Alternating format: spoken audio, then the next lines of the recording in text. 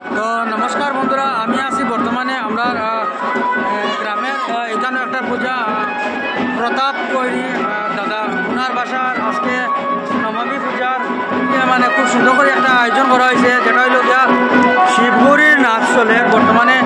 আর আজকে হইল মহানবমী। এই নবমী দিনে আজকে যেহেতু এখানে শিবগৌরী উপস্থিত হয়েছে, একটু আগে নাচটা দেখিলে এই বিষয় নিয়ে এখানে আমি কথা বলবো একটু।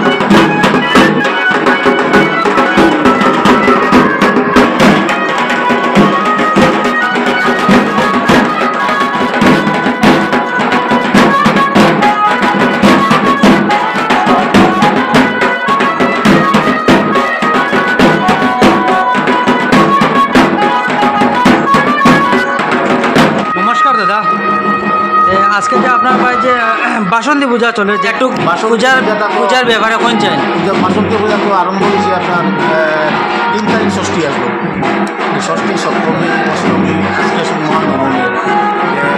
মানে মোটামুটি আজকে দিন আর কি মহানবমীর দিন প্রচুর মারা প্রচুর মানুষ হয়েছে।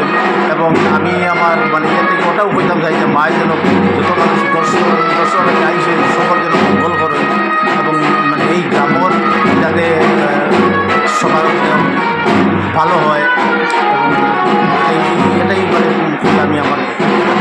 আচ্ছা, যে পূজা করে শুনছি, এটাও শুনছি যে একটা কীর্তনেরও ব্যবস্থা আছে না? ওটাও মানে আর কি আমার দর্শক যারা আছেন মানে কিতা করতে চাইব, কীর্তনটা কবে করবো? ডেটটা কি আপনার 11 তারিখ করব অধিবাস, 11 তারিখ অধিবাস, 12 তারিখ কীর্তন হইব, আর 11 দিন পূর্ণা। এই কীর্তনটা থাকবো কয়দিন?